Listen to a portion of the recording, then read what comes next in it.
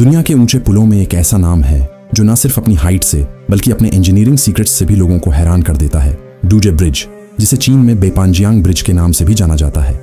1854 feet की ऊंचाई पर स्थित ये पुल सिर्फ कंक्रीट और स्टील का स्ट्रक्चर नहीं है, बल्कि एक ऐसा रहस्य है जो इंसानी हिम्मत और नेचर की चुनौतियों के बीच की खामोश लड़ाई को दर्शाता है। जब आप गुइजो प्रांत की घाटियों से गुजरते हुए इस पुल को देखते हैं तो ऐसा लगता है मानो कोई फ्यूचरिस्टिक हाईवे आसमान से लटक रहा हो। डूज ब्रिज की कुल लंबाई 1341 मीटर है और इसका मेन स्पैन लगभग 720 मीटर तक फैला है। लेकिन इसकी सबसे रहस्यमय बात है इसकी लोकेशन।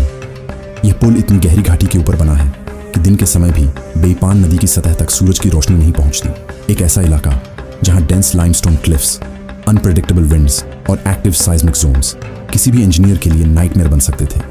फिर भी इंसानी बुद्धि ने यहां वो कर दिखाया जो असंभव लगता था। ड्यूज ब्रिज को डिजाइन किया गया है केबल स्टेड सिस्टम के साथ, जिसमें 112 जोड़े केबल्स को फैन की तरह टावर से जोड़कर पुल को बैलेंस किया गया है।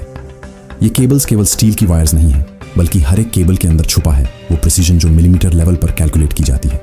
इस पुल के ईस्टर्न टावर की ऊंचाई 269 मीटर है, यानी लगभग एक स्काईस्क्रेपर जितना। इंजीनियर्स को सबसे बड़ी चैलेंज थी केवल टेंशन कंट्रोल। जैसा कि स्ट्रक्चरल इंजीनियर साइमन पिचर्स ने कहा था, the trick is to avoid too much और too little stress, otherwise the deck will ripple like a fabric. यह इलाका भूकंपीय रूप से सक्रिय, साइज्मिकली एक्टिव है। नीचे कठोर चट्टानों की परतें, ऊपर से मौसम की चरम स्थिति, गर्मियों में ह्यूमिडिटी और सर्दियों में बाइटिंग कोल्ड विंड्स, ये सब मिलकर इस प्रोजेक्ट को एक जिगसॉ पजल बना देते हैं।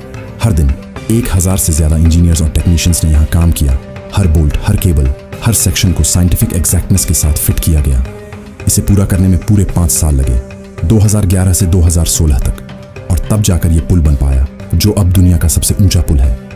कंस्ट्रक्शन के दौरान इस्तेमाल हुए स्टील ट्रसेस 8 मीटर ऊंचे थे और हर सेगमेंट 12 मीटर लंबा था। बीच की दूरी थी 27 मीटर, यानी हर ब्लॉक को क्रेन से लटकाकर एग्जैक्ट जगह पर फिट करना पड़ता था, जैसे किसी विशाल लेजो सेट को हवा में असेंबल करना हो। इस तरह की इंजीनियरिंग को समझना आम लोगों के लिए लगभग असंभव है, लेकिन यही वो जगह है जहां इंसानी दिमाग और मशीन की जुगलबंदी असंभव को संभव बनाती है।